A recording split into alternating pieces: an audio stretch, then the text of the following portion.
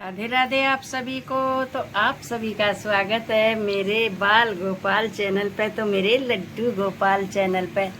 तो आज की वीडियो में आप सब जानेंगे कि हम अपने ठाकुर जी को एसी वाले रूम में सुला सकते हैं या नहीं।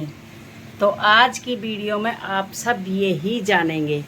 तो देखो, सुबह सवेरे मैंने मेरे ठाकुर जी को उठा लिया है। तो उठाने के बाद हम अपने ठाकुर जी को अभी सबसे पहले जल का भोग लगाएंगे हमने, क्योंकि रात भर के सोए होते हैं।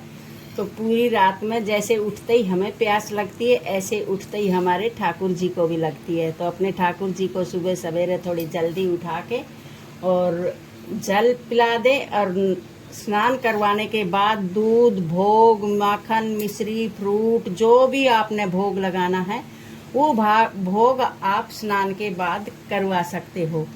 क्योंकि हम अपने ठाकुर जी को सुबह सवेरे पहले जल पिलाएंगे, गर्मी का टाइम है। तो अभी मेरे ठाकुर जी कर रहे हैं जल ग्रहण, और मैं इतने कर लेती हूँ इनकी स्नान की तैयारी।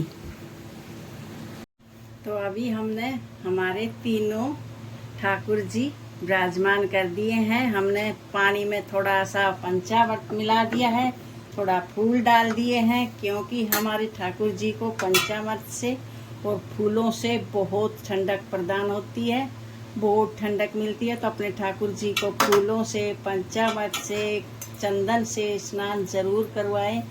तो आज की चर्चा है हमारी इस विषय में कि हम अपने ठाकुर जी को एसी वाले रूम में सुला सकते हैं या नहीं। तो देखो, ये तो अपने अपने भक्त के भाव होते हैं।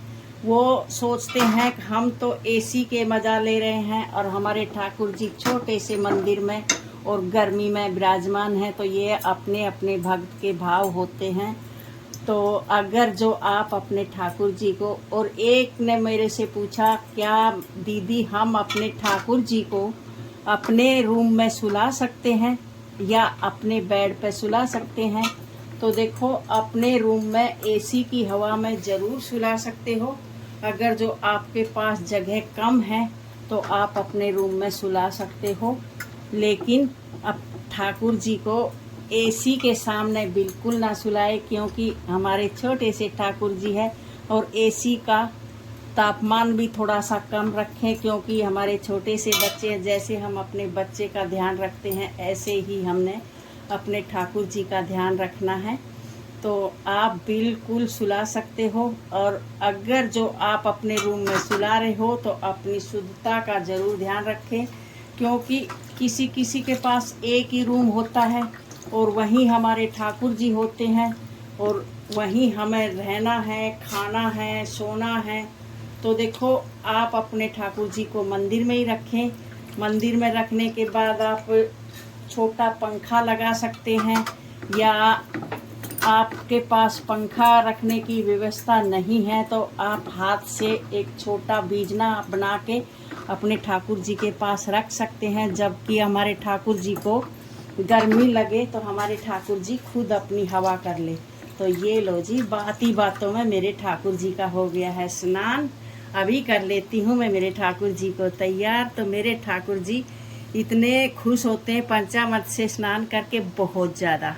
ये मेरे लाला हो गए हैं तैयार, सारे के सारे तैयार हो गए हैं। अभी चलो हम करते हैं पूजा।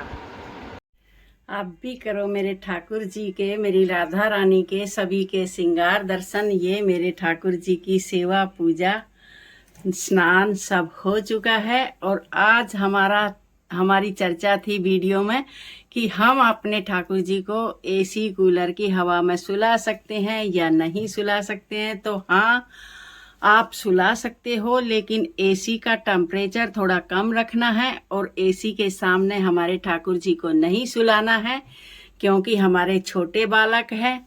और शुद्धता का जरूर ध्यान रखना है, क्योंकि हम बेशक बाल रूप में सेवा कर रहे हैं अपने ठाकुर जी की, लेकिन है तो हमारे भगवान। लेकिन ये हमारे भाव है जो कि हम बोलते हैं, हम अपने ठाकुर जी को गर्मी में कैसे छोड़ सकते हैं।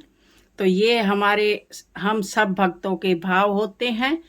तो अगर जो आपको मेरी वीडियो, मेरे प्यारे प्यारे ठाकुर जी की वीडियो अच्छी लगे तो वीडियो को लाइक करना, चैनल को सब्सक्राइब करना, अपनी फैमिली और फ्रेंड में शेयर करना और मिलते हैं नेक्स्ट वीडियो में। राधे राधे, जय श्री कृष्णा।